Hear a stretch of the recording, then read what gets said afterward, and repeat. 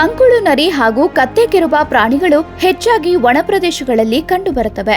ಆದರೆ ಈಗ ಪಶ್ಚಿಮ ಘಟ್ಟದ ಕಾಡು ಹಾಗೂ ಹಲವು ಹಳ್ಳಿ ಮತ್ತು ಪಟ್ಟಣದಲ್ಲೂ ಕಂಡುಬರ್ತಿವೆ. ಕಳೆದ 2 ವರ್ಷದಲ್ಲಿ ಬೆಳಗಾವಿ ಜಿಲ್ಲೆಯಲ್ಲಿ ಹಾವಳಿ ಇಟ್ಟಿರುವ ಕತ್ತೆ ಕಿರುಬ ಯಾವುದೇ ಹಾನಿ ಮಾಡಿಲ್ಲವಾದರೂ ಆಗಾಗ ಜನರ ಕಣ್ಣಿಗೆ ಬಿದ್ದು ನಿದ್ದೆಗೆಡಿಸಿವೆ. ಚಿಕ್ಕೋಡಿ ಫೈನಾನ್ಸ್ ಕೆಲಸ ಮಾಡ್ತೇನೆ. ಆ್ಯಸ್ ಯೂಶುವಲ್ ನಾ ಸಾಯಂಕಾಲ ಮನೆಗೆ ಹೋಗುವಾಗ ಚಿಂಚಣಿ ಮಾರ್ಗ ಮಧ್ಯೆ ಹೈನಜನ್ನು ಒಂದು ಪ್ರಾಣಿಯನ್ನು ನೋಡಿದೆನು. ಕೆಲ ಹಿಂದೆಷ್ಟು ಹೈನಜನ್ನು 4 ಪ್ರಾಣಿ ಬಂದಿದ್ದು ಅಂತಿದ್ರು ಚಿಕ್ಕೋಡಿದಾಗ.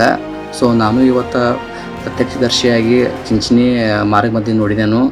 ಸೊ ಆ ಪ್ರಾಣಿ ಭಾಳ ಡೇಂಜರ್ ಅಂತಾರು. ಸೊ ಆ ಫೋಟೋ ನಾ ಲಾಸ್ಟ್ ವಿಡಿಯೋ ಎಂಡಿಗೆ ಹಾಕಿರ್ತೇನೆ.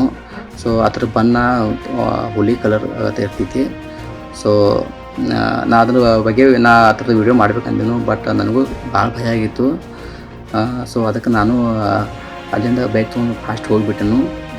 ಅಥಣಿ, ಬೆಳಗಾವಿ, ಖಾನಾಪುರದಲ್ಲಿ ಮೊನ್ನೆಯಷ್ಟೇ ಕಾಣಿಸಿಕೊಂಡ ಕತ್ತೆ ಕಿರುಬ ಪ್ರಾಣಿ ಈಗ ಚಿಕ್ಕೋಡಿಯ ಚಿಂಚಣಿ ಗ್ರಾಮದ ಹೊರವಲಯದಲ್ಲಿ ಕಂಡುಬಂದಿದೆ. ಶುಷ್ಕ ಪ್ರದೇಶಗಳಲ್ಲಿ ಈ ಪ್ರಾಣಿಗಳು ಹೆಚ್ಚಾಗಿ ಕಂಡುಬರುತ್ತವೆ. ಆದರೆ ಕಳೆದ ಕೆಲ ವರ್ಷಗಳಿಂದ ಇವೆರಡೂ ಪ್ರಾಣಿಗಳು ಬೇಟೆಗಾರರ ಕಾಟಕ್ಕೆ ಸಿಲುಕಿ ಅವುಗಳ ಸಂಖ್ಯೆಯಲ್ಲಿ ಗಣನೀಯವಾಗಿ ಇಳಿಕೆಯಾಗಿದೆ ಎಂದು ಹೇಳಲಾಗುತ್ತಿದೆ.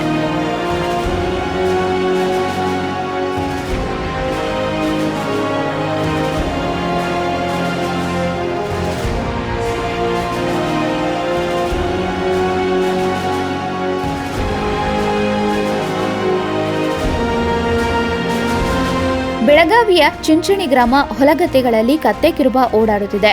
ಈ ಕತ್ತೆ ಕಿರುಬನನ್ನ ಕಂಡು ಜನರು ಬೆಚ್ಚಿಬಿದ್ದಿದ್ದಾರೆ. ಈ ಕತ್ತೆ ಕಿರುಬ ಭಯದ ವಾತಾವರಣವನ್ನ ಸೃಷ್ಟಿ ಮಾಡಿದೆ. ಇದರಿಂದಾಗಿ ಯಾವುದೇ ರೀತಿಯಾದ ಹಾನಿಯಾಗುವುದರ ಮೊದಲು ಅರಣ್ಯ ಇಲಾಖೆಯ ಅಧಿಕಾರಿಗಳು ಕತ್ತೆ ಕಿರುಬನನ್ನ ಸೆರೆ ಹಿಡಿಯಬೇಕೆಂದು ಗ್ರಾಮಸ್ಥರು ಆಗ್ರಹಿಸಿದ್ದಾರೆ.